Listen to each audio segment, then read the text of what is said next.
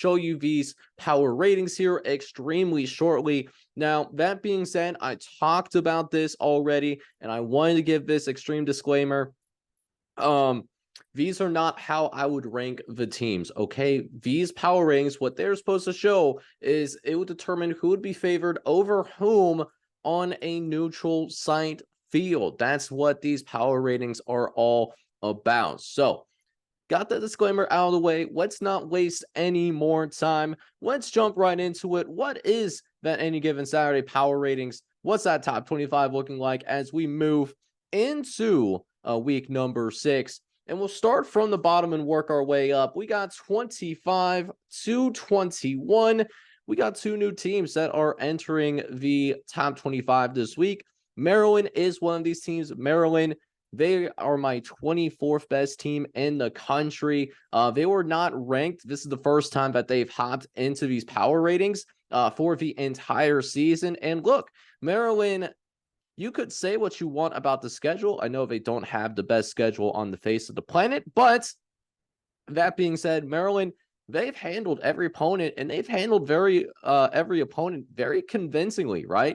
You want to talk about, their game against Michigan State or Virginia, as well as their other games that they've played. They have been a team that not only has won every single game so far this season, but they have constantly been able to cover the spread as well. That's another big caveat in all of this. So Maryland, they're not ranked in the AP poll, but while we're on the topic of Maryland, I think we got to have the conversation that these guys should actually be ranked in the top 25. Their matchup this coming weekend against Ohio State should be a top 25 matchup. I think they're better than Louisville. I think they're also better than a Fresno State or a Missouri. None of these teams will show up in the top 25 poll. I think Maryland should be ranked in that 21 or 22 range, if we're being honest with ourselves. But they have a chance to silence those haters, silence the doubters wrong in that game against Ohio State this weekend. They could show that at least they can be competitive in that game. Maybe they can finally get some respect that they deserve. But we'll, of course, have to just wait and see what happens from there. At number 23, I got North Carolina. Now, North Carolina put together a solid performance, right? North Carolina did end up winning in the previous weekend. This was a team, played some pretty good ball overall. I'm looking for North Carolina. Or where was North Carolina? I don't think North Carolina played this past weekend. So, yeah, so North Carolina, I thought North Carolina played this past weekend, but maybe my memory does not serve me the most correctly. But here's the thing with North Carolina. I didn't move down North Carolina just because, I think they're a much lesser team than what they used to be. This is more because of the teams around them being a little bit more impressive than anticipated. Like Clemson, Texas A&M, Oregon State, and Kentucky also had great weekends as well. I'll talk about them more. I still have the same thoughts about North Carolina that I did 2 weeks ago. That's still a good team. And then Clemson, look, Clemson has lost a couple of games already, but Clemson's 2 losses are both to ranked teams. I think Duke, while not in this power rating system, I think Duke is a good football team. I do think that they're going to struggle a little bit without Riley Leonard. Hopefully, it's not a long-term injury. And then their other loss came against Florida State, which I still have Florida State highly regarded. They were on bye last weekend. I personally thought Syracuse was going to cover against Clemson. Clemson was a 6.5-point favorite, and not only did they cover convincingly. And these power ratings are built off based on expectations, right? So a 17-point win when you're just a 7-point favorite, for example, means a lot more than, say, if you're like a 30 to 35-point favorite and you only win by 17. So hopefully that makes sense in terms of bringing the method to the madness in terms of how these power ratings work. So yes, Clemson does have 2 losses, but I just have them as a top 25 team once again, handling their business on the road against Syracuse.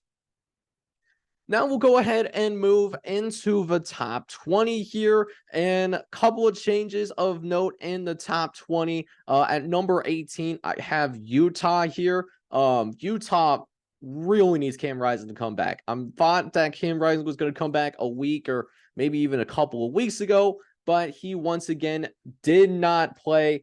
and his presence was definitely missed for sure. Utah did end up losing their first game of the season ultimately, and it was tough to watch. They only managed to score 7 points against Oregon State, and look, Oregon State, I thought has a very good defense. Have one of the underrated coaching staffs from a defensive standpoint as well. But they need Cam Rising back. Otherwise, this is kind of how I feel about Utah for right now. Moving down from number 9 up to this number 18 spot. And likewise, I have Oregon State up to number 17 in the country. I have them ranked number 25 in my most recent power rating poll. In Oregon State have to have them moved up against Utah because we just saw these two teams play on the field up against each other, and Oregon State won 21-7. So, gotta respect what happens on the field. So Oregon State I do have because ahead of Utah because of that, especially if while we're waiting for Cam Rising to come back, if these two teams were to play again on a neutral site field, I would give the advantage to Oregon State because of the fact that they would have the advantage at quarterback. DJU is better than Nate Johnson, which not to say that Nate Johnson can't be a good quarterback someday. He's just very young and just doesn't have as much experience as DJU has. So then we'll move into the top 15 here. We're looking at 15 to 11. Kentucky, I've been higher on Kentucky than what a lot of people have had all year long, and that was validated by their big-time win over Florida.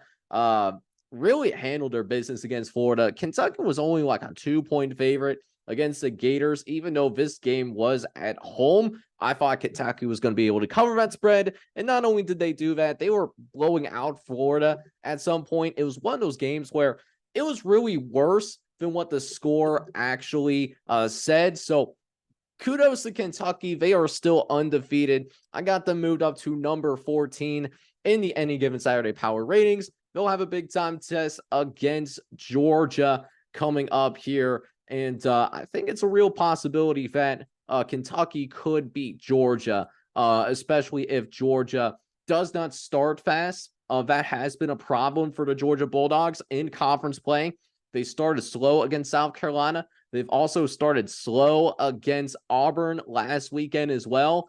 So that's something to certainly watch out for. USC down 7 spots to number 13. USC probably has one of the best offenses in the entire country. It's at least a top 5 offense, if not the number 1 offense in America. Caleb Williams will probably be the front runner to win the Heisman Trophy. But that defense was why I did not pick USC to ultimately win the Pac-12 and go to the college football playoff at the end of the day. USC defensively, you thought with the additions to the transfer portal that things could have changed. Those changes have not gone to fruition. They gave up 28 last week to Arizona State, and then their most recent game against Colorado, they gave up 41, and that was even with Shedeur Sanders not having his full complement of weapons. Travis Hunter is still hurt. He is dealing with his liver injury, his central body injury that he suffered in the Colorado State game. USC, I'm really concerned about defensively.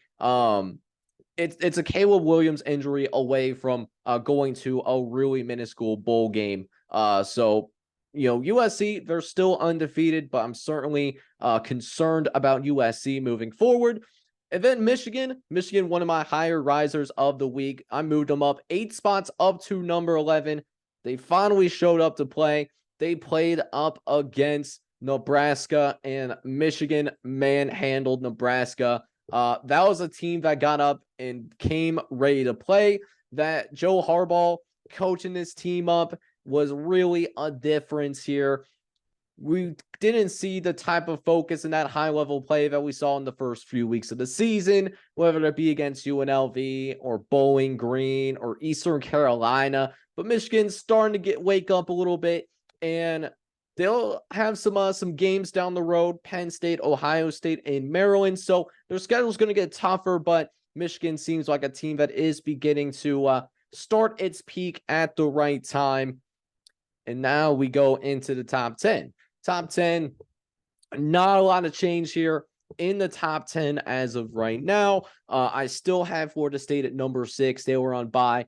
Texas is going to have a interesting game on its hands against Oklahoma. That could be a possible game of the year. I'm really excited about that Oklahoma game. We will preview that later this week, just not in this particular pod.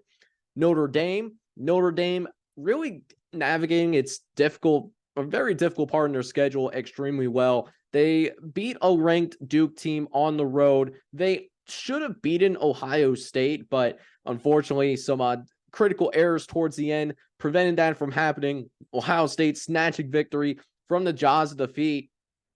And then again, they're going to go on the road against Louisville. Louisville just got themselves ranked in the top 25, and Louisville is going to give Notre Dame its best shot. This is going to be one of the bigger games that Louisville plays this season because of how their schedule is set up. Notre Dame, they still have some other games they got to play, like a Clemson, like a USC as well. So we'll see how Notre Dame handles this game, see if they can maintain the focus. Marcus Freeman, of course, seems to have improved as a coach overall from year 1 to year number 2, but that is something to monitor.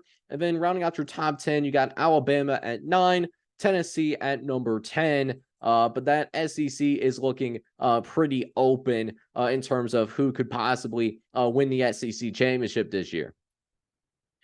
And finally, we do have your top 5. I do have a brand new number 1. Washington did fall down a couple of spots for me, down to number 3. Didn't provide the best performance against Arizona, but they still found a way to win. You can't have your best day every single day. Oregon has looked pretty dominant, a team that could not only make the college football playoff, but maybe could make some noise as well. Penn State did what they were supposed to do against Northwestern. Ohio State, they were on bye. No change in their actual power rating number.